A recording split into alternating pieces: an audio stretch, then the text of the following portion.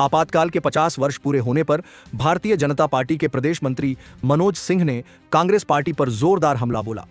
नालंदा में आयोजित संवाददाता सम्मेलन को संबोधित करते हुए उन्होंने कहा कि कांग्रेस पार्टी शुरुआत से ही संविधान विरोधी रही है।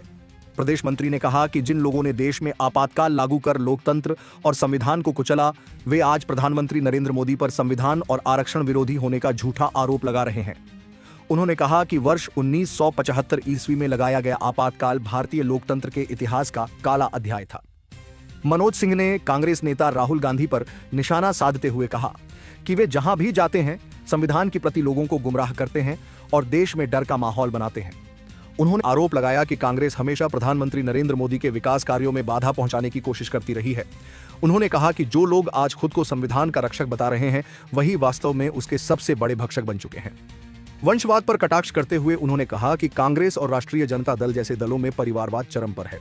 उन्होंने उदाहरण देते हुए कहा कि नेहरू से लेकर राहुल गांधी तक और बिहार में लालू प्रसाद यादव से लेकर राबड़ी देवी और फिर तेजस्वी यादव तक सत्ता परिवार के ही इर्द गिर्द घूमती रही है।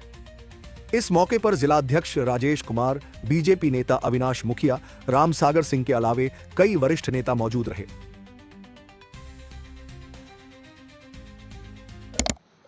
जयप्रकाश जी ने वो आपातकाल के लिए लड़ा इसलिए कि इंदिरा जी का दमन खत्म हो और जनता का सरकार आवे और जनता की जो सरकार बने वो जनता के लिए बने।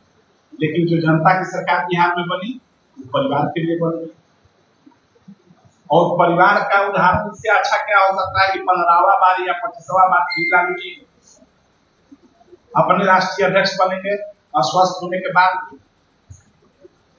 तो मैं आप लोगों के माध्यम से ये नालंदा के साथियों को, नालंदा के जनता को, नालंदा के भाई बंधुओं को भाजपा के आवाज बन के ये विषय पहुंचाना चाहता हूँ, बताना चाहता हूँ कि भाई जो लोग कह रहे हैं कि हम संविधान के रक्षक हैं, वो भक्षक रह चुके हैं। उनको किसी संविधान से मतलब नहीं है, उनका अपना आंतरिक संविधान और लोकतंत्र तो कुछ है नहीं। भारत का लोकतंत्र क्या बचे?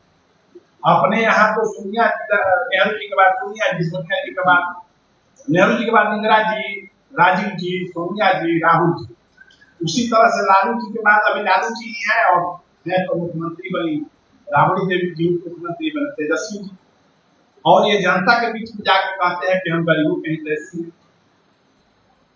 तो इस पर आपके माध्यम से हम लोग याद दिलाना चाहते हैं कि ये पुनः संविधान को रोकने वाले लोग सत्ता में नहीं आवे, इसका ध्यान हम सभी को रखना चाहिए। बहुत बहुत धन्यवाद। यदि आप